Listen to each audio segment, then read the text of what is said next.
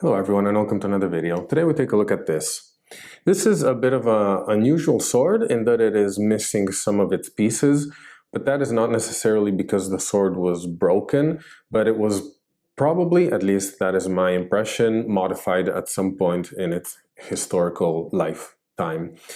What we're looking at here is, well, pre-modification at least, is a light cavalry, a French light cavalry sword model An 9 or An 11. I don't know I'm not going to say the number in French, but year 9 and year 11 refer to the revolutionary calendar of France. So from the start of the revolution onwards. So year 9 would be 1800. Year 11 would be 1802. And this model of sword was a innovation at the time that came to substitute existing hussar sabres and chasseurs à cheval swords. So these two cavalry units had different weapons. The hussars had a stirrup-hilted sabre, whereas the chasseurs had a half basket hilt, if I'm not mistaken. And to unify their equipment, this model of sword was designed. But I think we need to talk about it first in its original form and not what you see now. Its original form would have had, I'll see if I can put some picture up in the video, but it would have had 3 bars coming out from the right side of the hilt here. So basically this was the first probably version of what became the quintessential hilt of the 19th century. So you find it all the way down to the French model 1882, for example. You see it in some Italian swords, you see it in some British swords too. So a very, very iconic style of weapon. We'll look at the details of it close up, but I just wanted to mention a little bit the specificities of this one. This one does not have, as you may probably have noticed, its sidebars. And it puzzled me for quite a while because it does have the remaining juncture points of where the bars would have been, but they're actually hard to see. They're really well filed down and patinated together with the rest of the hilt. So I initially was rather stumped in trying to figure out what model this was. And I did find a few similar swords that were described as modified for artillery use. So apparently what happened is that a bunch of these were amputated basically of their bars and left with this stirrup hilt configuration, this very simplified configuration. And a lot of times this is referred to as a artillery modification, and this is because we know that a lot of artillery troops did not have these bulky hilts on their side. And there's a model 1829, if I'm not mistaken, of French sword that is for artillery that is kind of similar to this. So a saber with a simple one knuckle bow hilt. So that similarity led people often to describe these variations as artillery swords. However, when I asked in some expert forums, the version I got from there was that is impossible to say. It could very well even be that this is, it's a hypothesis that people make and has become kind of widespread for this this unusual variation of the sword. But it may very well also be that this was a cavalry officer who, for example, as we mentioned, the hussars had the stirrup hilt, and lots were, let's say, not too happy of the change of weapon. So a lot of them wanted to keep their original stirrup hilt sword. So it might be that some of these swords were actually modified by hussar officers. As far as I could read, though, at least the 3-bar configuration was instead enthusiastically accepted by the chasseurs. So we can see there are some interesting differences in how different units approached innovation. So anyway, this is all the context I have for the sword. It is a very beautiful sword. I like it a lot. And I think its lack of the bars actually gives it a lot of personality.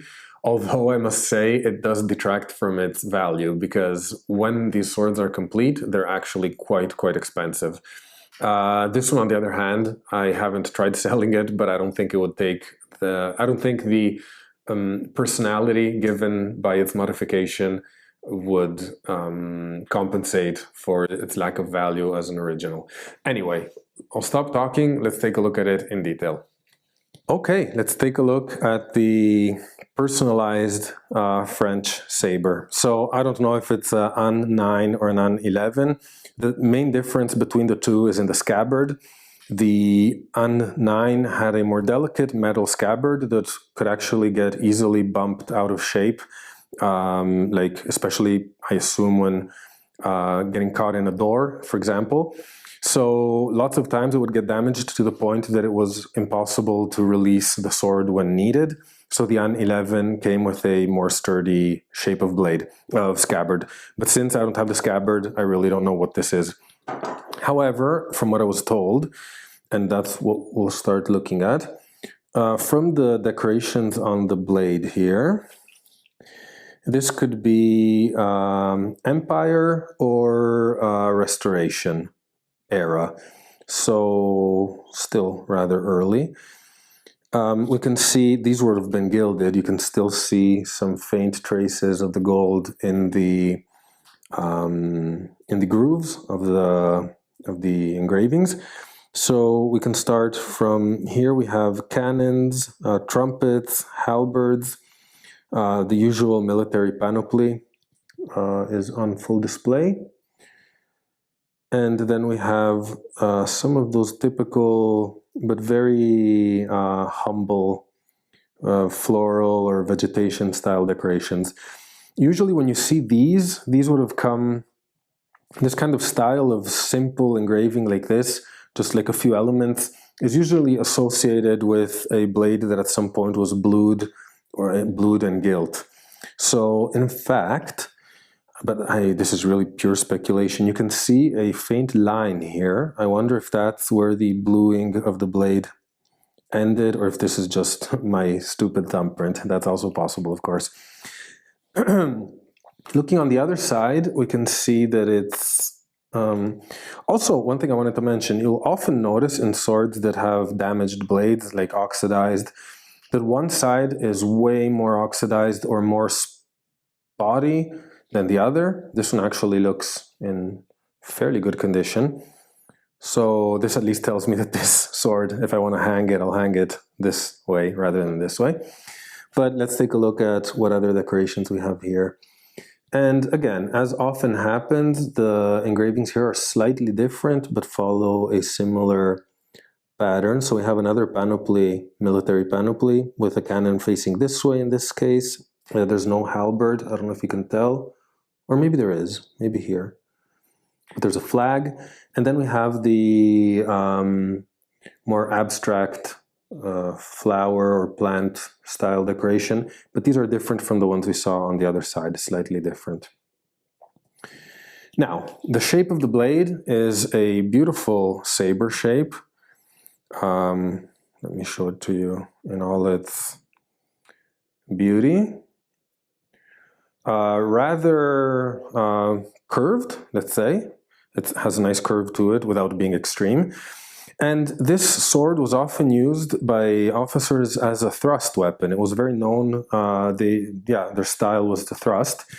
So many officers would clip the tip of the sword into a hatchet point. Sorry, this is already a hatchet point. I meant into a clipped tip here. And that kind of corrected the angle of the tip so that it was a bit easier to control when thrusting.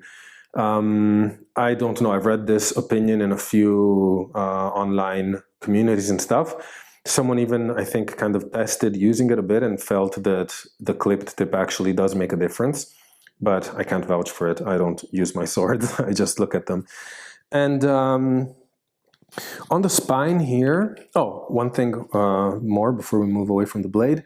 It has a large but rather shallow fuller, I would say, that runs very, very far up the blade, almost to the last fifth or sixth of the blade. So it's a rather long fuller, symmetrical on both sides, as you can see. And if we look at the spine, I wonder if here there is some inscription that I cannot make out because it's been too corroded or consumed here. I have mixed feelings. I kind of get the feeling that there is something, but if there is, it's illegible by now. You can see some weird lines, right? Or maybe I'm just imagining it. Anyway, moving to the hilt. What is a dead giveaway of one of these swords is these two oval, or I'm not sure how to describe the shape, but these two langets. Quite elaborate actually, with this frame around the central part of the langet here. It has this brightly, enthusiastically upturned quillin and the brass knuckle bow here. You'll often always see this extra element here at the bottom. I'm not sure if that has a name or what. We can see here the blade is pinned in place here, so it's not perfectly centered, but I don't think that was a massive concern at the time. The back strap all in one piece here, it seems. This one, by the way, has no regimental marks or maker's marks or anything of the sort. This little notch here, something, corresponds to a little pin that fixes in place in that hole on the crossguard. So I think that's to keep the whole backstrap assembly in place. And then when it comes to the grip, you can see this one is unfortunately rather damaged. But as usual, we can find the good in the bad, and this enables us to actually see the construction of the grip underneath. So we see the wood core, which is actually shaped quite ergonomically, and it has to make room for the langet here, so it's actually kind of dug out there. And we see the thread, this little cord, maybe I should say, it's a bit thicker than a thread, that kind of gave the structure of the ribs to the for the grip. Obviously it was covered in leather, of which we now have few remains. And the last interesting thing I want to show you is where the extra branches of the hilt would have been. So as I mentioned, it can be hard to make them. Once you know they're there, you see them, but let's say you can see that they patinated in time, let's say. It's not a modern change. You can see here, in this section, in this area, you can see almost a little bump. Perhaps here it's even more visible. So there, yeah, here's where it would have connected, and the other one would have connected here. So, where it's been removed. But you can see they've been filed down, but yeah, you can see this wasn't a break where after which the weapon was discarded. So it either broke and then was adapted, or someone chose to remove the bars and then kind of took care in ensuring that the sword was still presentable. These bars would have then united somewhere down here, but here they actually did a very good job of masking it. So it's really, you can see, of course, some markings here, but even touching it, you really would, here's one spot where it would have joined, I think. You can see a little bump. So anyway, I hope you enjoyed it. This was the modified AN 911 light cavalry saber. And there we go. It's AN 9, AN 11, although slightly lightened of its original weight and features. What I wanted to mention though is about this is that lots of times as collectors, we see unusual swords that have been modified or damaged. They don't look original, they don't look complete. And we perhaps lots of times skip over them. And we don't want to have broken stuff. We don't want to have stuff that may not be real or original. But we should always keep an eye out, because the fact that they are damaged or incomplete is actually a sign of the object having been used and lived through historical events. Lots of times you may find pristine looking swords, but those may have been in an army depot for centuries. Well, for instance, as the Dutch model 1813 behind me, that one never really saw use. So it does have a history of itself too. So I'm not inappreciative of its history, but this one has a different history. This one, at some point, someone decided to modify it. It fit their style, or it fit their taste, or their comfort better. And I find this to be something that really speaks to me as an antiques collector. You can hold a sword and feel that at some point it was part of history. So you do what you want, but lots of times you can even find very good deals, by the way, with broken or incomplete swords. So just saying. Anyway, I hope you enjoyed the video. Thank you for watching, and I'll see you soon in another sword video.